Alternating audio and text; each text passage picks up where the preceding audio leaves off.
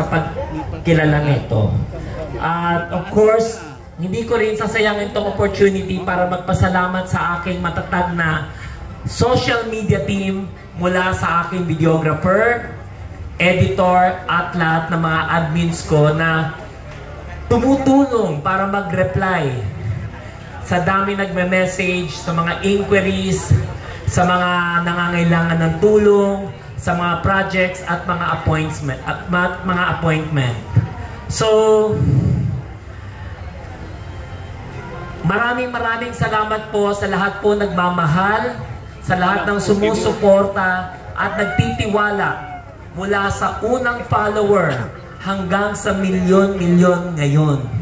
Tulad ng aking dalawang fan page na Facebook na umaabot na 19.1 million follower, ang aking Instagram na may 442,000, ang aking YouTube channel na may 2,350,000 subscribers, ang aking TikTok may 3.3 million followers.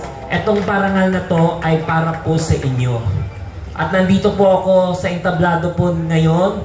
Alam ko, kasama ko kayo sa bawat hakbang ko sa aking paglalakbay. At ipinapangako ko po, bilang isang content creator, bilang isang social media manager ng mga kilalang personalidad tulad nila Madam Inuts, nila Herlin Hipon, nila Sugar Mercado at marami pang iba, ipapalaganap po natin na lahat ng pinopost natin na kailangan may hashtag responsible vlogging, hashtag no fake news, hashtag cyber safety. At syempre, pagpapatuloy ko pa rin gumawa ng content para ma-inspire sa mga tao at ma-motivate para ipagpatuloy ang kanilang buhay. At abangan nyo po ang susunod ng proyekto ko.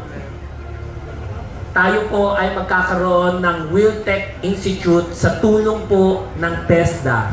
Ito po ay libre po sa schooling po.